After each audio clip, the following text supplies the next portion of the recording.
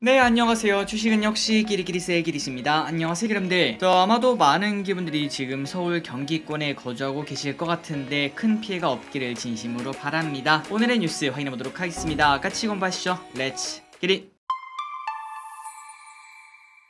오늘의 가장 핫한 뉴스는 바로 폭우라고 볼 수 있겠죠. 폭우에 관련된 소식 빠르게 몇 가지를 보고 넘어가도록 하겠습니다. 첫 번째, 폭우가 너무해. 하루 만에 폭우가 엄청나게 쏟아지면서 80년 만에 처음으로 이만큼 쏟아졌다고 합니다. 그러다 보니까 차량 1천여 대가 침수가 되는 큰 피해가 발생을 했으며, 그래서 왼쪽에 커뮤니티 사진을 하나 보시면은 그 유명한 반포자이죠. 그런데 그 주차장도 이렇게 잠기는 걸 확인할 수 있습니다. 엄청난 비가 쏟아졌다는 소리겠죠. 그러다 보니까 손해보험 업계에 비상이 걸렸다고 하는데요. 또한 서울권이다 보니까 상대적으로 외제차 비율도 조금 더 높았다고 합니다. 그래서 삼성화재에서는 오늘 오전까지 500건 정도가 접수가 되었는데 그 중에 200건 이상이 외제차일 정도로 외제차 비중이 높다는 거는 손해보험 업계에게는 부담이 될 수 있겠죠. 그리고 침수 차량 신고는 갈수록 늘어나고 있기 때문에 아마도 2천여 대는 훌쩍 넘길 것으로 지금 손보협계는 예측을 하고 있다고 합니다. 그러다 보니까 오늘 아침에 손보 관련주가 급락하고 시작하기도 했었죠. 그렇다면 이어서 보도록 하겠습니다. 물론 기대분들 중에서는 없으시겠지만 만약에 내 차가 비가 너무 많이 와서 아니면 홍수가 나서 태풍이 너무나 심해서 침수가 되었다면 과연 보험 처리를 받을 수 있을지 확인해 보도록 할게요. 일단 가장 중요한 포인트는 자차 보험이라고 합니다. 이게 있어야 된다는 게 포인트라고 하며, 그리고 침수 후에 시동이 걸리면 수리 비용을 받게 되고, 그 다음에 시동이 안 걸리면 폐차 보상이 기본이라고 합니다. 물론 그렇다고 절대 침수된 차를 내 멋대로 시동을 걸어보거나 그러면 안 되겠죠. 혹시나 그런 것들 때문에 보상을 못 받을 수도 있으니까 무조건 그 상태 그대로 냅두고 보험을 부르는 게 맞다고 볼 수 있습니다. 그리고 피해 보상이 가능한 유형은 정상적인 주차장 주차 중에 침수가 되었다는 거, 이거는 뭐 당연하겠죠. 그리고 태풍, 홍수 등으로 파손이 되었다는 거 자연재해라고 볼 수 있습니다. 또한 홍수 지역을 지나다가 파손이 되었을 때 아마 왼쪽 같은 경우라고 생각을 해볼 수 있겠죠. 이런 경우는 전부 다 보험 처리를 받을 수 있다고 합니다. 다만 이 부분은 저끼리 또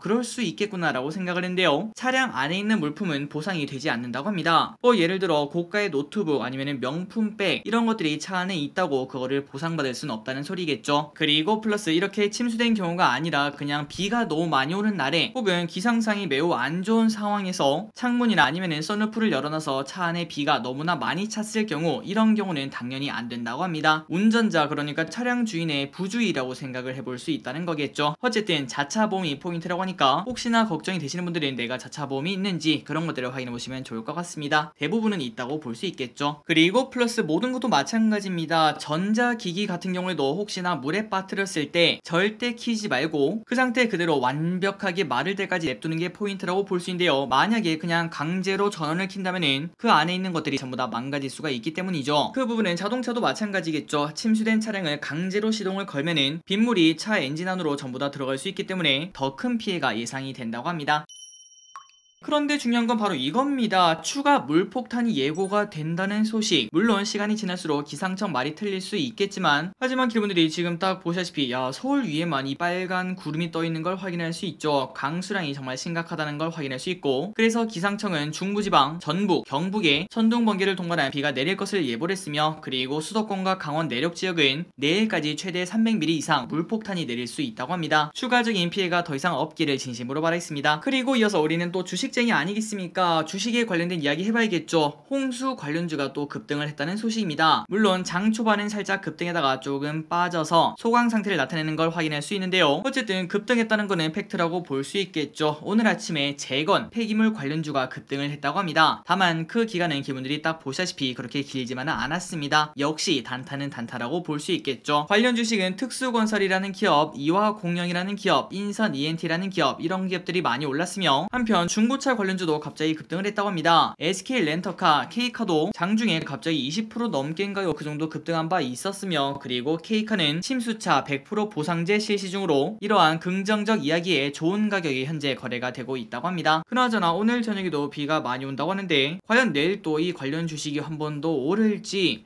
현대 이거는 뭐 우리가 맞출 수가 없겠죠. 단타를 우리가 어떻게 맞추겠습니까? 그냥 우리는 이런 흐름이 나타나는구나 라고만 생각하시는 게 가장 좋을 거라고 생각합니다. 직접 우리가 천하제일 단타대에 들어가서 돈을 벌기는 한 10명 중에 2명만 가능하고 8명은 실패할 거라고 볼 수 있기 때문이죠. 그나저나 방금 전에 말했다시피 K카라는 기업이 침수차 보상제라는 게 있다고 하는데 이게 뭔지 한번 보도록 하겠습니다. 일단 우리가 생각을 했을 때 비가 많이 오면은 중고차를 좀 기피하는 현상이 나타나지 않을까요? 아마도 많은 분들이 동의를 하실 것 같습니다. 만약 이제 내일 딱 차를 사러 가려고 했는데 야 잠깐만 침수차 나오면 어떡해, 이런 걱정 나올 수 있겠죠. 그래서 이렇게 비가 많이 오고 난 다음에 아까 우리가 봤다시피 2000대가 넘는 침수차가 발생을 했다고 하는데 그 와중에 렌터카 업체는 좋기는커녕 오히려 나쁜 거 아닌가 라는 생각 충분히 해볼 수 있습니다. 하지만 아까 봤다시피 K카가 이렇게 급등을 하고 있다고 하는데 그렇다면 그 이유가 뭘까요? 맞습니다. 침수차 보상제. 이거는 만약 우리가 중고차를 구매를 했는데, 그러니까 K카에서 구매를 했는데 개인적으로 확인을 해봤더니 야 잠깐만, 야 시트 뒤에 진흙이 묻어있네, 이런 말이 나온다면 뭔가 이상하다고 볼 수 있겠죠. 그래서 만약에 이런 식으로 침수차인 걸 우리가 발견을 한다면은 그 차를 100% 환불을 해주고 거기다가 100만원의 보상금까지 주는 그러한 보상제라고 합니다. 그러니까 K카에서 사면은 침수차 걱정 없이 살 수 있다라고 생각을 해볼 수 있겠죠. 그래서 지금 많은 투자자분들은 야 K카는 이 와중에 수혜를 볼 수 있겠다, 그러한 기대감 때문에 오늘 또 주가가 좋은 흐름을 나타내는 것 같습니다. 다만 윗꼬리가 이렇게 길게 나왔다는 거는 어떻게 보면은 테마주의 특성이라고도 생각을 해볼 수 있겠죠. 투자의 주의는 필요해 보입니다. 다음입니다. 오늘 발표 예정이었던 부동산 대책 연기가 되었다는 소식이네요. 원래 오늘 첫 주택 공급 대책인 250만호 발표가 미뤄졌다고 합니다. 비가 너무나 오다 보니까 조금 타이밍이 안 맞았다고 볼 수 있겠죠. 하지만 이게 미뤄지는 게 엄청나게 미뤄지는 게 아니라 그냥 이번 주 중에 발표할 것으로 보인다고 합니다. 참고로 이 발표에는 뭐가 들어있나 봤더니 여러 정책이 담겨 있다고 합니다. 첫 번째는 역세권을 중심으로 용적률을 500%까지 올리는 거, 그리고 재건축 초과 이익 환수제를 손질을 한다고 하고, 마지막으로 청년 원가 주택 등 이러한 신규 주택 공급 방안도 예상이 되고 있다고 합니다. 그나저나 여기서 청년 원가 주택 이게 뭔가 봤더니 딱 이름에서 느낌이 오죠. 집을 짓는 데 필요한 그 원가가 있지 않겠습니까? 그 정도 가격에 청년에게 집을 이제 공급을 한다라고 생각하시면 될 것 같습니다. 그러니까 집값이 너무나 올라서 솔직히 월급으로 집을 살 수 없는 청년 세대한테 살짝은 희망을 준다고 생각을 해볼 수 있겠죠. 어쨌든 이러한 정책들이 담겨 있을 것으로 예상이 된다고 하며, 관련 내용이 일단 이번 주 중으로 발표가 될 것 같은데 과연 건설 관련주가 움직일지 이 부분도 관심 있게 보시면 좋을 것 같습니다. 다음입니다. 광복절 특별사면 심사가 개최가 되었다는 소식입니다. 이 결과는 광복절을 앞두고 12일 3일 뒤네요. 그때 발표할 예정인데요. 일단 지금 이야기가 솔솔 나오는 거는 이명박 전 대통령, 김경수 전 경남지사, 이재용 삼성전자 부회장, 신동빈 롯데그룹 회장, 박창구 금호석유 회장, 이중근 부영그룹 회장이 포함될 수 있다는 관측이 나온다고 합니다. 그나저나 재벌가들이 정말 많은 걸 확인할 수 있다는 거, 이 부분은 살짝 씁쓸한 것 같습니다. 어쨌든 계속 보자면은 지금 현재 상황이 대통령 국정 수행에 대한 부정적 평가가 70%까지 이르기 때문에 사면 대상을 조금은 최소화할 수 있다, 이러한 시각도 현재 나온다고 합니다. 그러니까 지금 뭘 해도 지지를 받지 못하기 때문에 이러한 특별 사면도 눈치 보지 않겠나, 이러한 시각이 나온다는 거겠죠.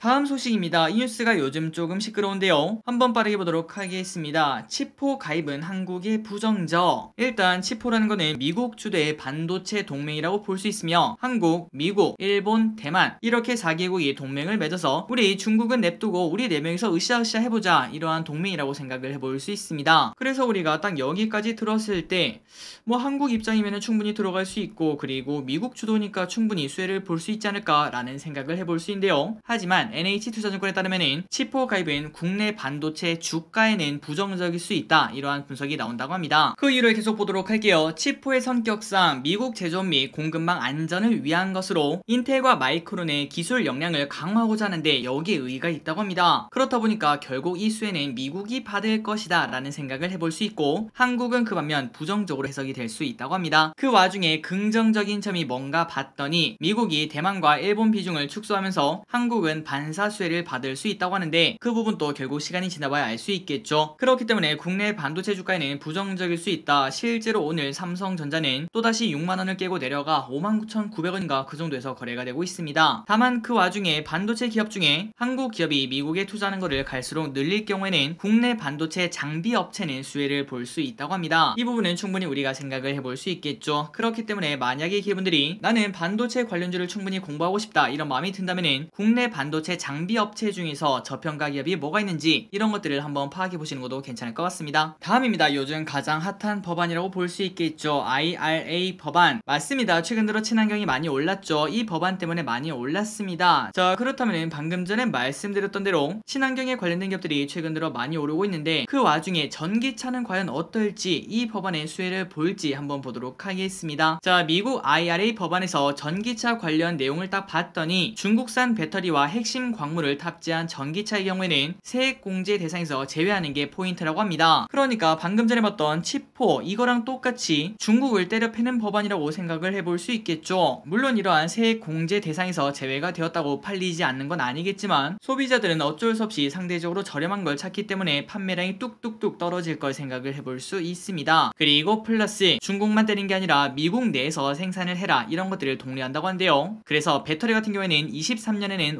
50% 이상, 27년에는 80% 이상이 미국에서 생산을 했어야지 세액 공제 대상이 된다고 합니다. 그리고 플러스 핵심 광물 같은 경우에는 23년에는 40% 이상, 27년에는 80% 이상이 생산이 되어야 된다고 합니다. 그러니까 예전에 트럼프가 말했던 아메리카 퍼스트가 완전 여기에 녹아있는 걸 확인할 수 있네요. 미국을 위한 법안이라고 생각을 해볼 수 있습니다. 뭐 당연하겠지만요. 그렇다면 이제 우리에게 중요한 건 바로 이겁니다. 과연 한국은 어떠냐? 일단 국내 배터리 3사는 당연히 반사이익을 얻을 것이라는 관측이 나옵니다. 그리고 이걸 위해서 지금 현재 미국에 공장을 엄청나게 짓고 지을 계획이라는 걸 확인할 수 있죠. 다만 이 와중에 중국산 원료를 낮춰야 된다는 부분이 있다고 한데요. 국내 배터리 3사에서 만드는 배터리 안에 중국 원료 의존도가 꽤나 높은 편이라고 합니다. 수산화 리튬은 81%, 산화 코발트는 87%, 황산 망간은 100%로 이 정도면은 사실상 중국에서 전부 다 가져온다고 볼 수 있겠죠. 그래서 앞으로 이러한 의존도를 좀 낮춰야 된다는 거 그런 부분을 생각을 해봐야 된다고 합니다. 그리고 플러스 그렇다면은 국내 완성차 업체들은 어떤가 봤더니 국내 완성차 업체들은 지급 기준을 만족하기가 어려울 것이라는 전망이 나온다고 합니다. 그러니까 IRA 법안이 나오면은 우리나라 현대차 그리고 기아는 조금은 피해를 볼 수 있다는 거겠죠. 특히 인기 있는 아이오닉5와 EV6는 지금 현재 전량 한국에서 생산을 하고 있기 때문에 이러한 세액 공제 대상에서 제외가 될 확률이 꽤나 높다고 합니다. 그래서 우리가 이걸 봤을 때는 국내 완성차 업계는 살짝은 또 흔들릴 수 있겠구나 이런 생각은 충분히 해볼 수 있겠네요. 물론 이것 때문에 주가가 무조건 떨어진다거나 그런 건 아닙니다. 이거는 그냥 악재 중 하나라고 볼 수 있기 때문이죠. 어쨌든 만약에 전기차 그리고 완성차에 투자하신다면은 이러한 미국의 IRA 법안 때문에 이런 흐름이 나타날 수 있다는 거 장기적으로 미국에서 꼭 생산을 해야지 앞으로 생산량이 지속적으로 늘어날 수 있겠구나라는 걸 생각을 해보시면 좋을 것 같습니다. 그리고 플러스 갈수록 중국은 힘들겠구나라는 생각도 해볼 수 있겠네요.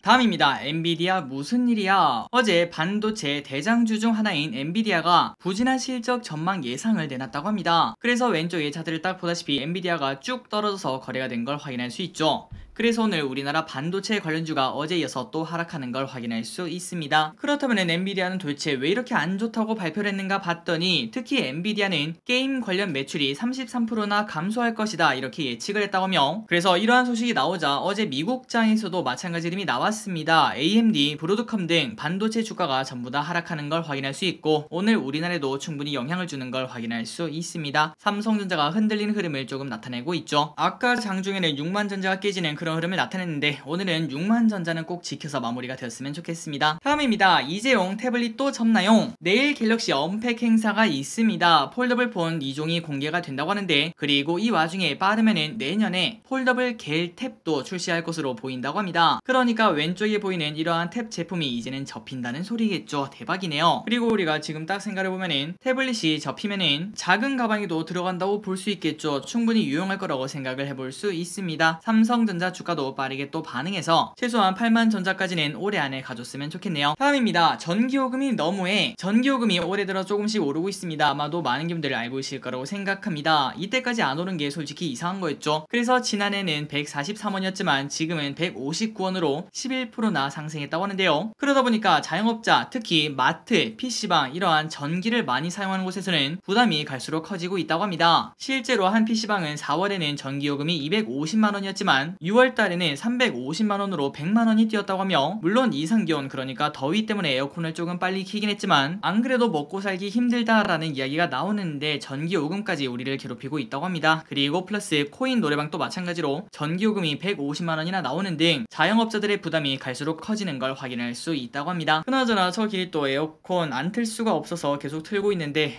이거 전기요금 전기요금 얼마나 나올지 조금 걱정이 됩니다. 다음입니다. 물가가 너무해. 물가가 오른다는 소식은 우리가 거의 하루에 한 번씩 봅니다. 그래서 우리가 그러한 소식을 보면은 야, 뭐 사먹기 힘들겠다라는 생각을 충분히 해볼 수 있는데요. 하지만 조금 더 깊게 아니면은 반대로 생각을 해보자면은 야, 내 월급이 오히려 줄었네 라는 생각도 동시에 볼 수 있다고 합니다. 그거를 경제 용어로는 실질 소득이 줄었다 라고 표현할 수 있다고 한데요. 그러니까 임금 상승률보다 물가 상승률이 더 높았기 때문에 작년에는 200을 받았고 올해는 210을 받았는데 그 돈으로 내가 할 수 있는 걸 봤더니 오히려 작년이 더 많았다고 해석을 해볼 수 있겠죠. 그래서 우리가 작년보다 지금 돈을 더 많이 벌고 있더라도 체감은 그렇게 차이가 나지 않을 걸 생각을 해볼 수 있고, 그리고 중요한 거는 만약에 작년보다 벌이가 시원치 않은 사람은 진짜 끔찍한 상황이라고 생각을 해볼 수 있습니다. 남들은 어떻게든 제자리를 찾아가는데 나는 뒷걸음질 친다고 생각을 해볼 수 있겠죠. 그래서 한번 통계를 봤습니다. 그런데 여기서 포인트가 바로 양극화라고 합니다. 근로자 가구 실질 소득을 5분위로 나눴을 때 소득상위 20%는 9%나 늘었다고 합니다. 실질 소득이 9%가 늘었다는 거는 물가 상승률이 엄청난데 그거보다 더 엄청나게 월급이 올랐다고 생각을 해볼 수 있겠죠. 그러나 소득상위 20%를 제외하고는 이러한 결과는 찾을 수 없으며 특히 2분위와 4분위는 오히려 실질 소득이 하락한 걸 확인할 수 있다고 합니다. 그러니까 위에서 말했다시피 지금 내가 돈을 조금 더 많이 받았는데 그 돈으로 뭔가를 하려고 했더니 작년보다 더 나쁜 상황이라고 생각을 해볼 수 있다는 거겠죠. 그러니까 극단적으로 봤을 때 근로자 5명 중 4명은 지금 상황이 조금 안 좋다고 생각을 해볼 수 있을 것 같습니다. 그리고 결국 이러한 흐름이 나타나면은 소비가 갈수록 줄어들 수밖에 없을 거고 이런 모든 것들이 경제 부담이 될 거라고 생각을 해볼 수 있겠죠. 절대 좋은 상황은 아니라고 볼 수 있습니다. 다음입니다. 이렇게 물가가 비싸지다 보니까 미국에서는 닭고기가 잘 팔리는 걸 확인할 수 있다고 하네요. 미국에서 치솟는 물가에 소비자들이 소고기 대신 닭고기를 찾고 있다고 합니다. 소길스의 개인적인 생각으로는 소보다 닭이 더 맛있지 않나라는 생각을 해볼 수 있겠지만 어쨌든 이러한 현상이 현재 나타나고 있으며, 그리고 미국 소비자들은 마트에 가서 장을 딱 볼 때 가격표를 보고 깜짝 놀라는 스티커 쇼크 현상이 현재 나타나고 있다고 합니다. 그만큼 물가가 엄청나게 비싸다는 거겠죠. 미국 최대 육류 가공업체 타이스는 닭고기가 엄청나게 잘 팔린다고 이렇게 말했으며 그 이유는 바로 가격이라고 볼 수 있겠죠. 그래서 새로운 저가 제품도 출시할 예정이다 이렇게 밝혔다고 합니다. 그리고 미국 식료품점에서도 PB 상품, 그러니까 우리나라로 치면은 노브랜드라고 생각을 해볼 수 있겠죠. 그러한 자체 브랜드가 잘 팔린다고 말했으며 우리나라도 별반 다르지 않을 것을 우리가 쉽게 예상을 해볼 수 있습니다.